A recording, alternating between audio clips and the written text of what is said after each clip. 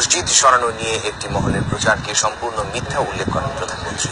তিনি বলেন, জাতীয় স্বার্থে, উন্নয়নের স্বার্থে ভূমি অধিগ্রহণ করলে অনেক কিছুই সরাতে হতে পারে, তবে বৈধ জায়গায় স্থাপিত কোনো স্থাপনা সরালে অন্য জায়গায় করার ব্যবস্থা রাখা হবে।